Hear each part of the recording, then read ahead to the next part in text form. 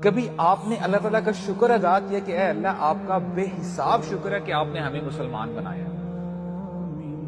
ہمیں کوئی ریسرچ نہیں کرنی پڑی، ہمیں کوئی ٹکر نہیں مارنی پڑی کہ حق ہے تو کیا ہے، بن مانگے اللہ تعالیٰ نے آپ کو مسلمان بنا دیا۔ اور اللہ تعالیٰ فرماتے ہیں وَلَوْ أَنَّنَا نَزَّلْنَا إِلَيْهِمُ الْمَلَائِكَةَ وَكَلَّمَهُمُ الْمَوْتَى وَحَشَرْنَا عَلَيْهِمْ كُلَّ شَيْءٍ قُبُلًا مَا كَانُوا لِيُؤْمِنُوا إِلَّا أَن يَشَاءَ اللَّهُ۔ Very powerful.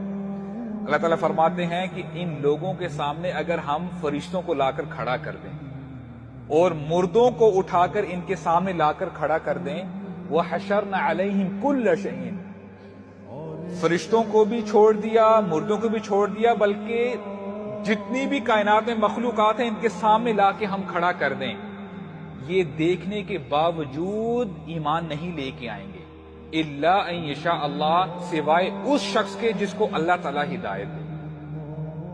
اتنا کچھ دیکھنے کے باوجود بندہ ایمان نہیں لے کے آ سکتا، یہ اللہ تعالیٰ کی چاہت ہے۔ اللہ تعالیٰ جس سے محبت کرتے ہیں اس کو ہدایت دے دیتے ہیں۔